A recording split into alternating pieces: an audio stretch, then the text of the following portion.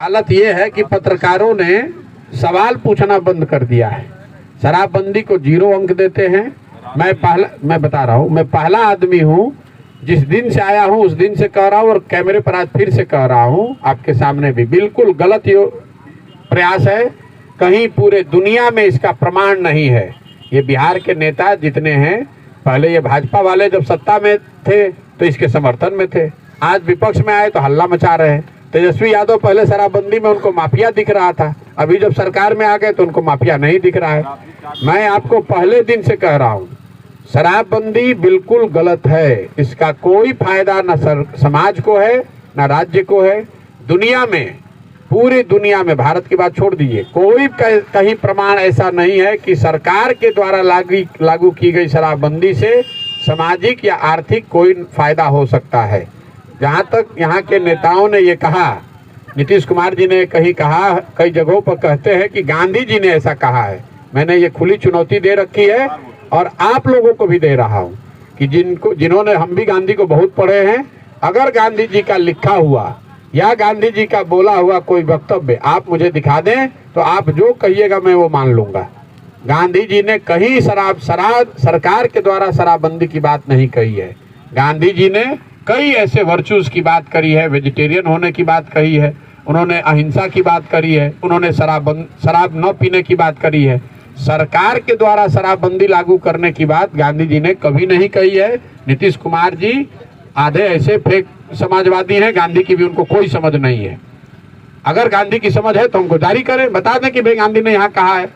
देखिए, नीतीश कुमार जी पढ़े लिखे व्यक्ति हैं, कोई दिक्कत नहीं है, लेकिन नीतीश कुमार इस राज्य के एकमात्र पढ़े लिखे व्यक्ति नहीं है। उनसे ज़्यादा पढ़े लिखे हजारों लोग यहाँ हैं जिनको इन विषयों की बहुत ज़्यादा समझ है नीतीश कुमार से।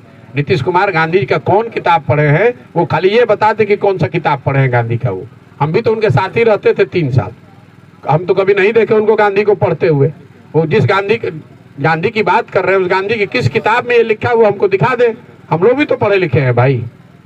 यहाँ बिहार में हालत ये है कि जो नेता है उसको कुछ नहीं पढ़ने लिखने आना चाहिए, उसको कोई समझ नहीं आना चाहिए, तो अंधे में काना राजा बने हुए हैं।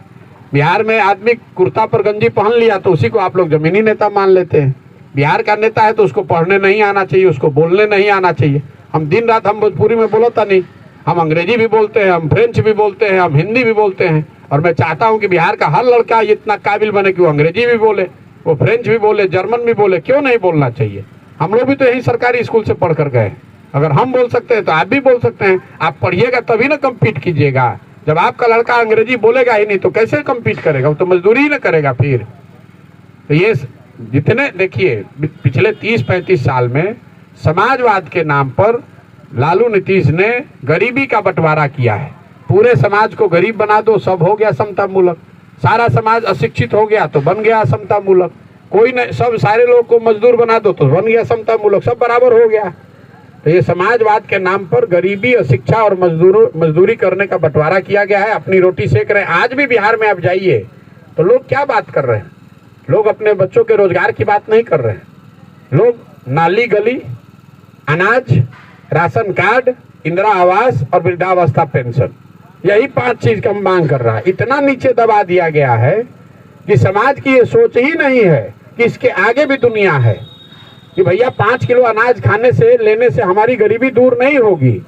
आप कितना दिन भीख मांग कर 5 किलो अनाज खाते रहिएगा? आपको ये मांगना चाहिए कि हमारे बच्चों को पढ़ने की व्यवस्था कीजिए, हमारे लिए रोजगार कीजिए। लेकिन लालू नीतीश के समाजवाद के मॉडल का ये खूबी है, ये उनकी काबिलियत है कि उन्होंने पूरे समाज को तैयार कर दिया कि 5 किलो अनाज लो, वृद्धावस्था 400 रुपये पेंशन पाओ, और कभी सरकार की इच्छा हुई तो नाली गली बना देगी। इसी में जियो, इसी में मरो, इसी में रहो खुद और अपने बच्चों को भी इसी में रखो।